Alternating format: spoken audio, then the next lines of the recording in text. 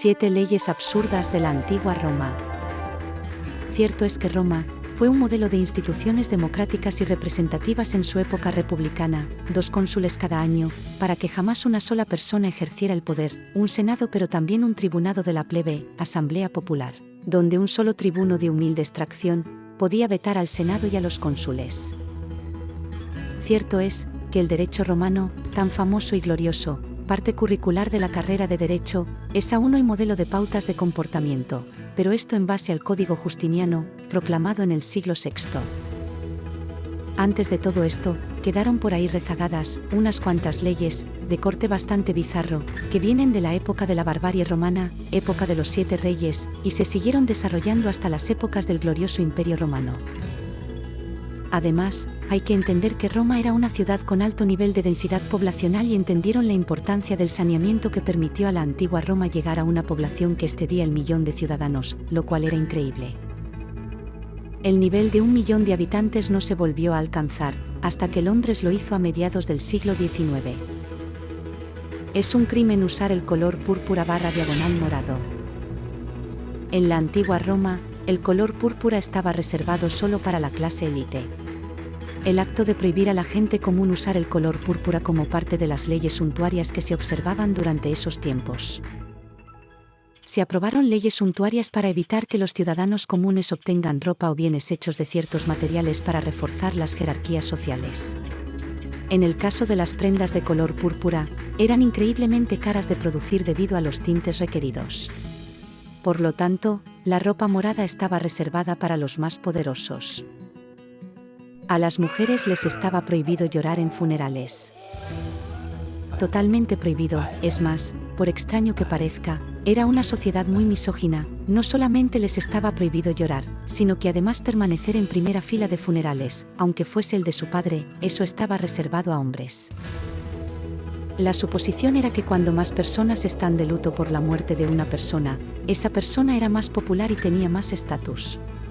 Para impresionar a sus amigos y vecinos, las familias adineradas contrataban a muchas lloronas o plañideras que lloraban por alquiler en las primeras filas. Para evitar esto, fueron mandadas al fondo. Esta práctica se volvió tan mala en la antigua Roma que aprobaron una ley para evitar que las mujeres lloraran en los funerales. La ley no necesitaba dirigirse a los hombres porque se consideraba una vergüenza pública que los hombres lloraran en público. Las prostitutas debían teñirse el pelo de rubio. En la sociedad romana, se esperaba que las mujeres, bien, tuvieran cabello negro permanente. Una rubia natural se asociaba típicamente con una cultura bárbara o alguien que venía de la Galia. De cualquier manera, era indeseable y ninguna dama romana debía tener el cabello rubio.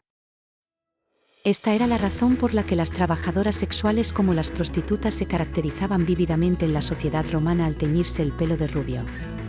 No se permitía que se le asociara con la dignidad de la mujer romana de ninguna manera. Personas muertas al ser alcanzadas por un rayo no podían ser enterradas.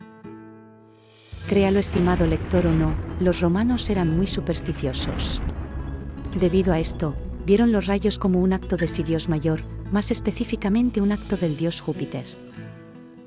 Esto significa que si una persona es alcanzada por un rayo, entonces Júpiter debe haber odiado a esa persona. Si esa persona era un miembro de su familia, entonces se le prohibía levantar ese cuerpo por encima de las rodillas de los que lo acarreaban. Y por encima de todo, no podías enterrar a tu familiar muerto. Consideraban que enterrar a una persona muerta, que había fallecido a causa de un rayo, era robar un sacrificio de Júpiter. Cualquiera que hiciera esto sería sacrificado para reemplazarlos. Los padres, pater familias, podían vender a sus hijos como esclavos, temporalmente. A los padres de familia se les dio el estatus de paterfamilias, que les dio poder absoluto sobre su hogar. Esto también incluía a miembros de la familia. Debido a este poder, un padre romano, si andaba flojo de chirilicas, podía vender a sus hijos como esclavos en base a un acuerdo con un comprador. El comprador tomaría posesión del niño durante un tiempo definido, transcurrido el cual, el niño sería devuelto al padre. Las esposas se convertían en propiedad legal de sus esposos. Las leyes romanas establecían específicamente que si poseías algo, durante cierto tiempo, esa posesión se convertía en tu propiedad legal. Esta ley se aplicaba también a las personas, y más complejo aún, a las esposas. Muchas esposas romanas se aprovecharon de un vacío expreso en esta ley. Si deseaban permanecer libres de convertirse en posesión legal de su marido, cada año tendrían que desaparecer de su casa durante al menos 3 días seguidos. Vámonos de farra, solo chicas.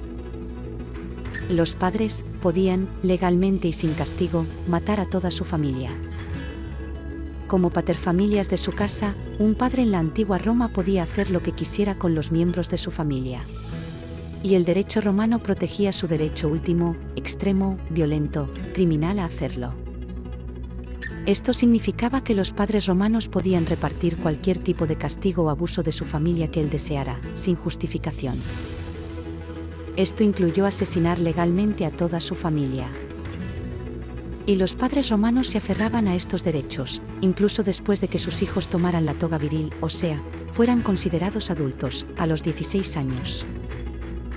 Solo para aclarar, ninguna de estas leyes persiste en el derecho romano actual. Si te ha sorprendido alguna de estas leyes, déjanoslo saber mediante un like. Para más vídeos como este suscríbete, te esperamos.